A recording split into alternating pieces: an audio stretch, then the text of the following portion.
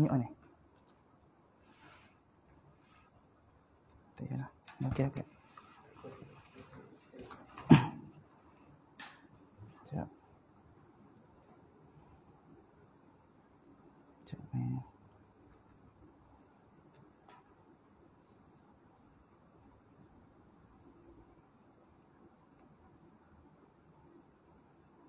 Testing.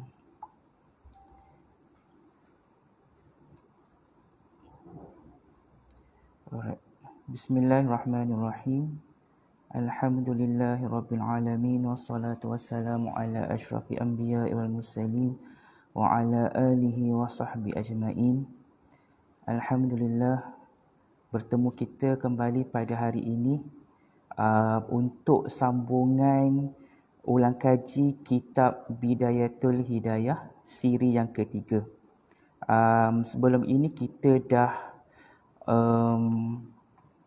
masuk 2 siri, tetapi kita baru masuk 1 bab. Bab pertama kita fokus, yang siri pertama kita fokus on pengenalan kitab sahaja. Yang kedua kita dah menghabiskan bab yang pertama. Jadi untuk hari ini kita akan masuk kepada bab yang kedua, iaitu adalah adab-adab dalam waktu di antara terbit matahari hingga gelincirnya. Kita recap sendiri, pada minggu lepas fokusnya adalah bermula daripada bangun pagi, iaitu subuh, sebelum subuh sehingga akhir subuh. Sebab itu pada seri yang lepas banyak diajarkan oleh Imam Ghazali dalam kitab Bidayatul Hidayah adalah doa-doa yang sunat untuk dibacakan. Jadi bab kedua adalah sambungan dia. Dia bukanlah bab yang terputus-putus, dia ada satu sambungan. Jadi untuk bab kedua, lepas waktu syuruk, dah habis subuh, syuruk, apa pula adab-adab yang kita perlu lakukan? So inilah yang kita akan bincangkan pada hari ini. Bismillahirrahmanirrahim. Apabila matahari telah terbit dan meninggi sekadar bayang 1 galah, kerjakan solat 2 rakaat, iaitu setelah berakhirnya waktu makruh untuk solat, kerana solat dimakruhkan mulai dari selepas solat fardu subuh sehingga naik matahari. Dekat sini kita tahu ada waktu-waktu yang dimakruhkan solat, iaitu selepas subuh. Contoh, lepas subuh tu kita jangan solat terus. Waktu syuruk kita jangan terus solat, tetapi kita tunggulah, kita ambil masa mungkin dalam setengah jam. Setengah jam tu kita dah tengok cerah, barulah kita boleh solat sunat. Dan apabila siang memasuki waktu duha dan bayangnya hilang hampir 1/4 galah, kerjakan solat duha sebanyak 4, 6 atau 8 rakaat dengan cara 2 rakaat demi 2 rakaat. Sesungguhnya jumlah-jumlah ini telah diriwayatkan daripada Rasulullah SAW dan semua cara solat ini adalah baik. Maka bagi sesiapa yang ingin, dia boleh mengerjakan rakaat yang banyak. Sesiapa yang ingin juga boleh mengerjakan rakaat yang sedikit. Jadi solat sunat yang ada antara subuh hingga zuhur adalah solat duha. Dan ini memang dianjurkan oleh Rasulullah SAW. Selalunya kalau bolehlah paling minimum 4 rakaat. Kalau macam kita tak sempat sangat, 2 lah kan. Jadi mungkin ada yang katakan kan, tapi tengah bekerja. Yang ini dia kena rujuk kepada keutamaan lah. Tetapi saya rasa kalau setakat kita ambil 2-3 minit untuk solat sunat, saya rasa insya-Allah bos benarkan kot. Tetapi mesti dikerjakan 2 rakaat. Dia macam kita buat solat tarawih tu. 2 rakaat. Nak 4 boleh, nak 8 boleh, 12 kalau mampu, 20 rakaat pun tak ada masalah. Boleh. Dibenarkan. Tidak ada solat sunat yang terdapat di antara terbit matahari dan gelincirnya kecuali solat ini sahaja, iaitu adalah solat duha. So kalau waktu ini antara lepas syuruk hingga zuhur adalah solat duha sahaja. Kita tengok dekat sini, oleh itu waktu yang selebihnya hendaklah berada pada 4 keadaan. Maksudnya selain solat, apa yang kita boleh buat? Macam waktu-waktu sekarang ni lah. Keadaan pertama ini adalah keadaan yang paling afdal. Yang pertama yang paling afdal, iaitu kamu menghabiskannya dengan menuntut ilmu yang bermanfaat dalam agama. Bukan ilmu yang sia-sia, yang membuatkan manusia bersungguh-sungguh menuntutnya dan mereka menamakannya sebagai ilmu. Pertama adalah ilmu yang bermanfaat. Contoh kita nak lihat ilmu yang bermanfaat ini, contohnya seperti pertama, ilmu yang membuat kita rasa lebih takut kepada Allah Ta'ala. Kalau kita belajar ilmu yang menyebabkan kita rasa kita pun ada kuasa, itu adalah ilmu yang tak bermanfaat dan adalah ilmu yang sia-sia. Kedua, menambahkan kesedaran terhadap aib sendiri. Yang ketiga, menambahkan pengetahuan pada cara beribadah kepada Tuhan. Cara kita nak meningkatkan kualiti untuk beribadah. Mengurangkan keinginanmu terhadap dunia dan menambahkan kemahuan kepada akhirat. Ilmu seterusnya adalah ilmu yang menyebabkan kurang rasa cinta kita dekat dunia dan kita lebih cintakan kepada hari akhirat. Yang kelima, membukakan pengetahuanmu terhadap pelbagai kelompongan dalam amalan sehingga kamu dapat menjauhkan diri daripadanya. Contoh, kita ada belajar ilmu-ilmu yang macam, okey, kita beritahu kalau benda ni kita buat dalam solat, salah. Itu adalah ilmu yang bermanfaat. Dan mendedahkan kepadamu tentang tipu helah syaitan. Okey, maksudnya kita belajar ilmu mengenai dosa dan pahala, itu adalah ilmu yang bermanfaat. Contoh ilmu bermanfaat adalah kami telah himpunkannya dalam kitab Ihya Ulumuddin. Jadi kita tahu Imam Ghazali telah mengarang satu kitab amalan yang besar iaitu Ihya Ulumuddin. Dan kalau kita lihat macam kita ikuti pengajaran sekarang, ini adalah salah satu kita kata sebagai mencari ilmu yang bermanfaat. Okey, sebab bila kita belajar ni kita lebih tahu mengenai amalan, kita tahu apa yang kurang, apa yang lebih dalam amalan kita, meningkatkan ketakwaan kita kepada Allah. Jadi itu adalah ilmu yang bermanfaat. Kemudian ajarkanlah kepada orang lain dan serulah mereka untuk menuntutnya. Jadi kita dalam masyarakat ni, kita jangan hidup seorang-seorang. Okey? Ya, kita ibadat kuat, kan? Kita asyik solat, buat benda-benda sunat. Tapi bagaimana dengan paling dekat kita lihat adalah keluarga kita. Adakah isteri kita, suami kita, anak-anak kita.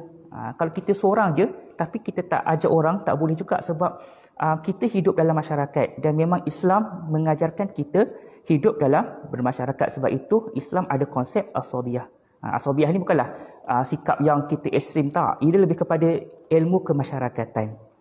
Dan sesiapa yang mengetahui jenis ilmu tersebut dan beramal dengannya, kemudian mengajak orang lain ke arahnya, orang itu akan diseru dengan penuh mulia di alam langit serta disaksikan oleh Nabi Isa AS. Apabila kamu selesai melakukan bahagian ini dan memperbaiki dirimu pada zahir dan batin, namun masih ada baki daripada waktumu, tidak mengapa, kamu mengisinya untuk mempelajari mazhab dalam fiqh supaya kamu dapat mengenali cabang-cabang permasalahan yang jarang berlaku dalam ibadat dan mengetahui jalan mendamaikan manusia dalam perselisihan ketika mereka sedang menuruti hawa nafsu.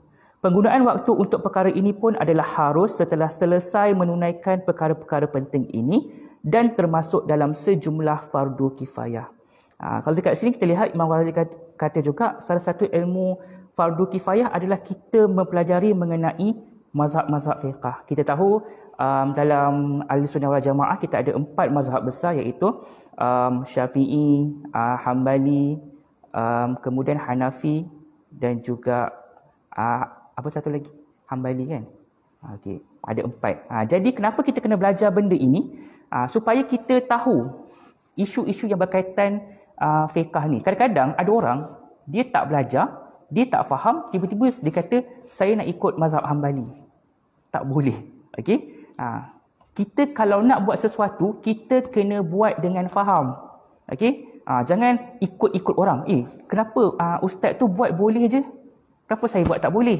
Mungkin sebab ustaz tu buat dengan faham. Jadi benda ini sebab itu kita kena belajar mengenai mazhab-mazhab ini. Jadi kalau kita faham mazhab-mazhab tersebut, ada 4 mazhab, kita tahu apa perbezaan dia. Okey. And then kita boleh mengikut. Sebab itu kita kata ilmu ni penting. Kalau tidak ada ilmu mengenai mazhab, kita akan kata, mazhab tu salah lah. Contoh kalau kita pergi semayang kat tempat ramai orang, kan. Ada orang semayang angkat takbir kat sini. Ada orang yang berdiri tegak aje, kan. Ada orang yang bergerak-gerak, kan. So bila kita faham benda tersebut, tidak akan ada rasa perselisihan faham di situ. Dan jika nafsumu mengajak untuk meninggalkan semua wirid dan zikir yang kami sebutkan tadi kerana berasa berat untuk melaksanakannya, maka ketahuilah bahawa syaitan yang terkutuk itu telah menanam sejenis penyakit yang sangat berbahaya ke dalam hatimu, iaitu cintakan harta dan pangkat. Justru kamu hendaklah mengelakkan diri daripada tertipu daya kerana kamu akan binasa. Maksudnya salah satu, kita kata benda yang paling simple kita boleh lihat sekarang, okey, apabila orang lupakan wirid dan zikir dan asyik mengejar harta dan pangkat. Sebab wirid dengan zikir ni senang je. Dia tak perlu kita kena dekat pergi masjid baru boleh, pergi dekat surau atau kat rumah, tak. Sambil bekerja pun kita boleh berwirid ataupun berzikir. Berzikir ada dengan lidah ataupun hati. Kalau lidah tak boleh, kita boleh berzikir dengan hati. Sebab zikir itu adalah kita mengingati. Mengingati siapa? Mengingati Allah Subhanahu Wa Taala. Jadi kalau kita terlalu kejar dengan benda-benda dunia ini, pangkat, adakah dia masih mengingat kepada Allah Taala? Sebab kalau orang yang sentiasa ingat kepada Allah, dia tidak akan ada rasa terlalu nak kejar pangkat, nak kejar harta. Okay? Bila kita ada rasa ingat kepada Allah, kita akan ada rasa takut. Dan sekiranya kamu telah cuba mengamalkan wirid dan ibadat tadi dalam satu tempoh yang lama, maka benda itu tidak akan berasa berat. Okay? Jadi kalau kita nak mulakan, sebab itu selalu orang kata, kalau kita nak mulakan sesuatu kebaikan, contoh kita nak tambah amalan-amalan sunat kita, kita nak tambahkan wirid-wirid kita, kita cuba dengan sedikit demi sedikit. Okay? Sebab contoh, hari ini wirid sejam. Esok dia akan rasa berat. Cuba kalau dia wirid, dia nak mulakan hari ini 5 minit. Minggu depan 10 minit. Minggu depan lagi 15 minit. Jadi kalau macam tu, dia lebih istiqamah lagi baik. Daripada kita hari ini sejam, seminggu tak wirid. Kita kata kira dah ganti untuk sejam, untuk seminggu. So tak boleh macam tu. Dan kemudian kita lihat pula keadaan yang kedua. Kamu tidak mampu menuntut ilmu yang bermanfaat dalam agama, tetapi kamu boleh mengisi waktu dalam pelbagai bentuk amal ibadah, iaitu zikir, tasbih, membaca Quran dan solat. Semua perkara ini termasuk dalam darjat para abid dan cara hidup orang soleh. Dengan cara demikian, kamu juga tergolong dalam kalangan golongan yang berjaya. Maksudnya yang tadi, nombor 1 tadi, dekat sini kita lihat. Yang pertama dia tekankan untuk menuntut ilmu. Kedua baru amal ibadat. Sebab apa? Bila kita nak beramal, yang paling penting adalah ilmu. Sebab itu kita lihat ayat yang pertama pun diturunkan kepada Nabi Muhammad SAW adalah Iqra, bacalah. Ataupun kita katakan, kita boleh tafsirkan sebagai disuruh untuk menuntut ilmu. Sebab itu kita kata, ada orang kata, bukan solat ke? Bukan amalan ke paling penting? Ya, amalan penting. Tetapi kita bila nak beramal, kita kena ada ilmu. Contoh, kalau kita nak solat, kita tak ada ilmu. Boleh tak? Boleh, tetapi solat kita hanyalah lebih kepada gerakan sahaja. Tapi bila kita ada ilmu, kita faham bacaan dalam solat, insya-Allah khusyuk tu akan datang, rasa takut kepada Allah itu akan timbul. Kalau kita just ikut orang depan je kan, tak rasa apa-apa solat.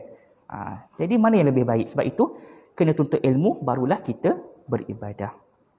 Jadi kalau yang pertama tak sempat, kita boleh beribadah seperti zikir, tasbih, baca Quran ataupun solat. Keadaan yang ketiga, kamu bergiat dalam urusan yang kebaikannya sampai kepada kaum muslimin, mengundang kegembiraan di dalam hati mukminin, atau menjadikan amalan-amalan soleh mudah dilakukan oleh para solihin, serta seperti berkhidmat kepada fuqaha, ahli sufi, ulama ataupun berulang alik untuk menunaikan segala keperluan fakir dan juga miskin. Dan sentiasa berulang alik menziarahi orang sakit dan mengiringi jenazah, semua itu lebih utama daripada ibadat sunat kerana ia adalah pelbagai ibadah yang mengandungi aspek belas kasih kepada kaum muslimin. Yang ketiga ini adalah lebih kepada aspek belas kasih.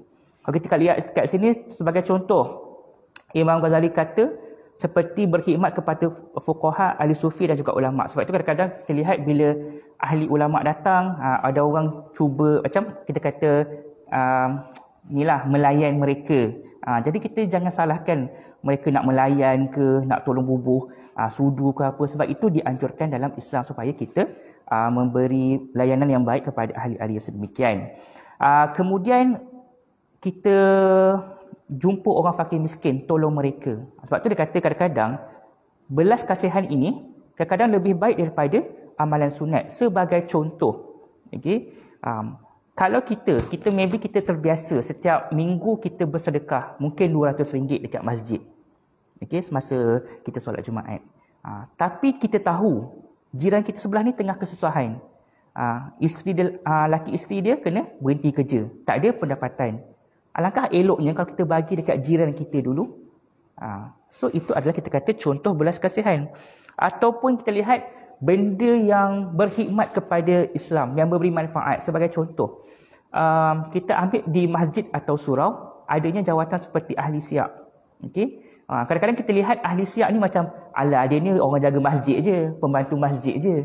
Tapi sebenarnya, bila waktu sebegini, darjat mereka mungkin lebih tinggi daripada kita. Sebab mereka membuat benda itu untuk kegunaan agama.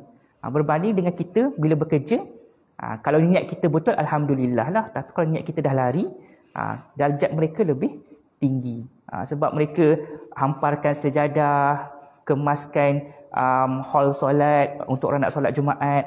Okay? Jadi itu adalah antara contoh-contohnya. Keadaan keempat, kamu tidak mampu melakukan perkara-perkara tadi, lantas sibukkanlah dirimu dengan usaha untuk menunaikan hajat sendiri atau ahli keluargamu. Dalam keadaan orang-orang Islam berasa selamat daripada gangguanmu dan aman daripada kejahatan lidah dan tanganmu, serta agamamu turut terpelihara apabila kamu tidak melakukan sebarang maksiat, maka kamu akan mencapai darjat ashabul yamin, iaitu golongan yang kanan, jika kamu belum menjadi golongan yang naik ke tingkatan-tingkatan mereka yang bersegera melakukan ibadah. Okey. Jadi keadaan keempat ini adalah majoriti daripada kita dalam keadaan keempat ni lah. Okey. Kita terpaksa bekerja. Tapi bekerja kita kena ingat juga. Kita jangan ingat bila kita bekerja, kita tak beri manfaat kepada Islam. Sebab itu bila kita bekerja, kita kena betulkan niat kita. Sebagai contoh, saya kerja bank, apa manfaat saya dapat? Kan? Tak bermanfaat kepada Islam pun. Siapa kata? Kan? Sebab ekonomi adalah salah satu perkara yang penting dalam Islam. Jika kita tak jaga ekonomi, negara kita akan runtuh. So Islam di Malaysia pun akan runtuh lah sebab negara kita jatuh. Ataupun, saya cikgu sekolah rendah je, saya cikgu tadika je. Kalau awak rasa macam tu, jika tuan-puan rasa macam saya kerja ni nak habiskan silibus je, itu maksudnya niat kita tak betul.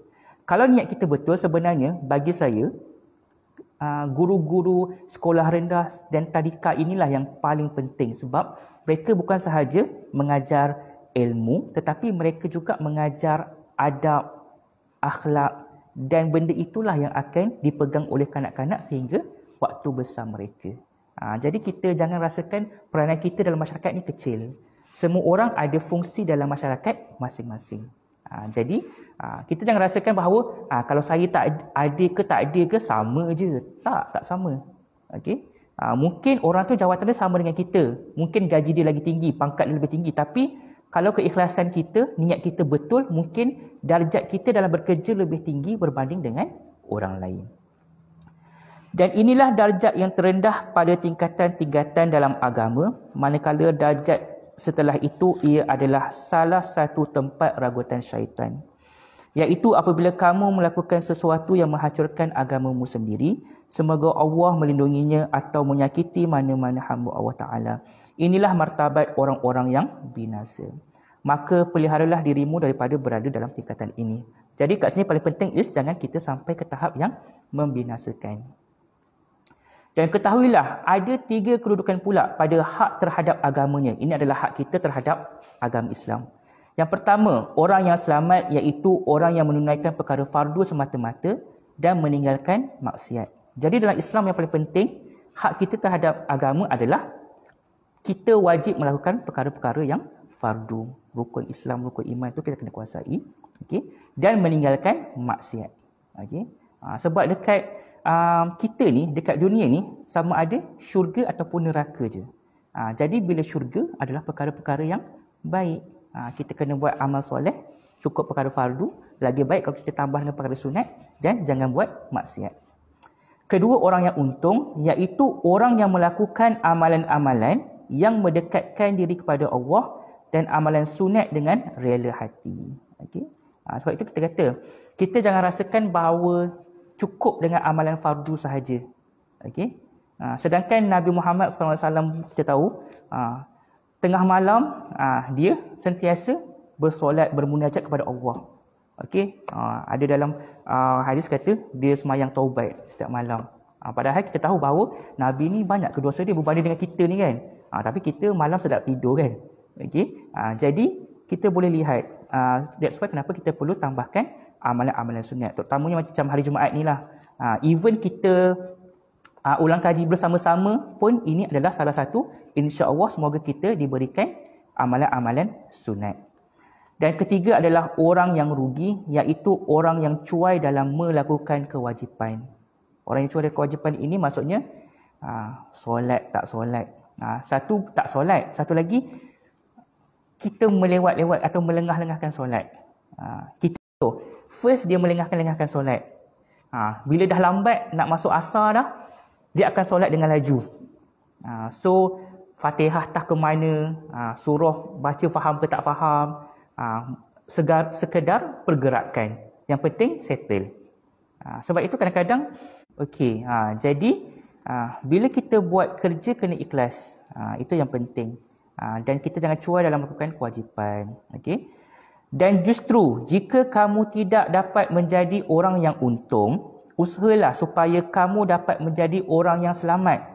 Waspada sebaiknya daripada menjadi orang yang rugi. Bagi seseorang terikat hak dengan orang lain pula ada kedudukannya. Kalau tadi kita terikat dengan agama, yang kedua ini kita terikat dengan hak orang lain. Yang pertama, dia menunaikan hak mereka umpama malaikat yang mulia. Lagi banyak melakukan ketaatan, iaitu dia berusaha memenuhi hajat mereka dengan penuh kasih sayang dan melakukan perkara yang menggembirakan hati mereka. Kedua, dia menunaikan hak mereka laksana binatang dan benda tidak bernyawa, maka mereka tidak mendapat kebaikan daripadanya, tetapi dia dapat menahan diri daripada menyakiti mereka. Dan ketiga, dia menunaikan hak mereka umpama kalajengking, ular dan binatang buas yang berbahaya. Kebaikan daripadanya tidak diharapkan dan kejahatannya sentiasa dijauhi. Jika kamu tidak mampu menyerupai kemuliaan para malaikat, maka hati-hati daripada turun berada di kedudukan binatang dan benda tidak bernyawa ke martabat kalajengking, ular dan binatang buas yang berbahaya. Dan jika kamu suka pada dirimu yang turun daripada darjat illiyin yang tertinggi, maka janganlah pula kamu suka untuk jatuh ke darjat terendah dalam kalangan mereka yang hina. Mudah-mudahan kamu selamat menurut kadar dirimu, iaitu kamu dan orang lain saling tidak memberi manfaat dan mudarat. Maksudnya kat macam inilah. Kita dalam kehidupan kita ni, kalau boleh yang paling baik kita memberi manfaat kepada orang lain. Okey. Kalau kita tak boleh memberi manfaat, kita jangan bagi mudarat kat orang lain pula. Itu maksudnya. Sebab itu ada dikatakan bahawa kalau kita tak memberi manfaat, untuk mengelakkan kita daripada binasa, lebih baik tidur. Itu maksudnya. Bukanlah kata 24 jam suruh tidur, tetapi contoh, daripada kita buat dosa, baik kita tidur. So at least boleh mengelakkan daripada kita melakukan dosa. Tetapi itu tak kita nak tahap tu kan. Yang penting kita boleh menunaikan hak terhadap agama ketika bergaul dengan manusia, serta tidak selamat daripada berbuat maksiat, uzlah, mengasingkan diri. Imam Ghazali kata, kalau kita ni buat baik tak, tapi kita lebih terdedah kepada kejahatan, baik kita mengasingkan diri. Sebab tu orang kata, contoh, bila kita ada kawan-kawan kan, tiba-tiba mereka mengumpat seseorang. Jadi apa perlu kita buat? Kita pergi mengasingkan diri kita. Bukan kita nak kawan, tetapi kita menjauhi daripada terlibat dengan perkara-perkara yang binasa. Itu contohnya. Maka beruzlahlah kerana padanya ada kejayaan dan keselamatan.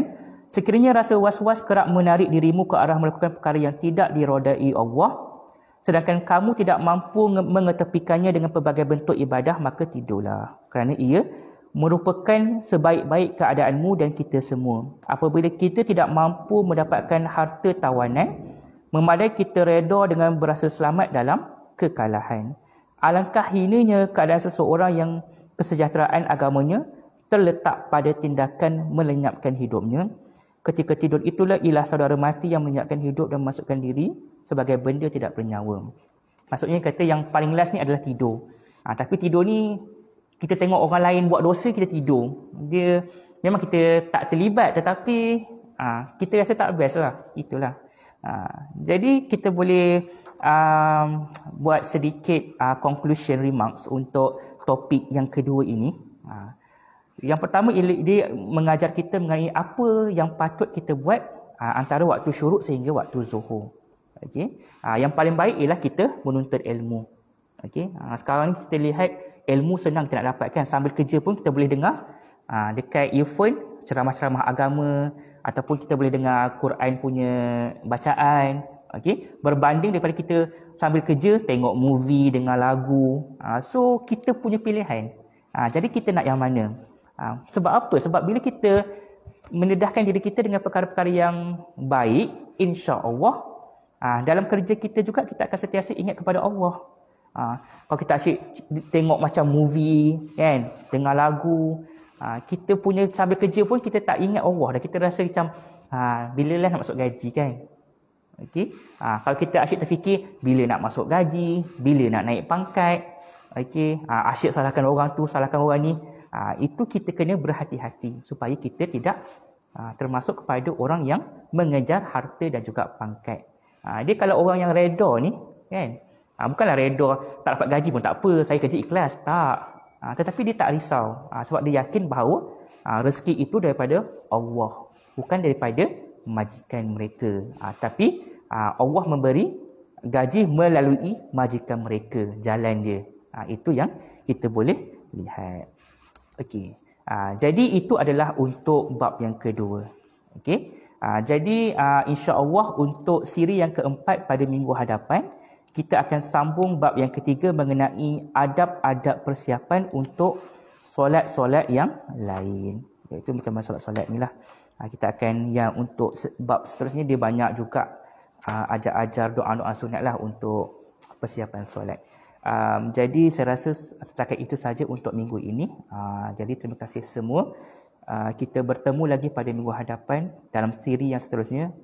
Assalamualaikum warahmatullahi wabarakatuh.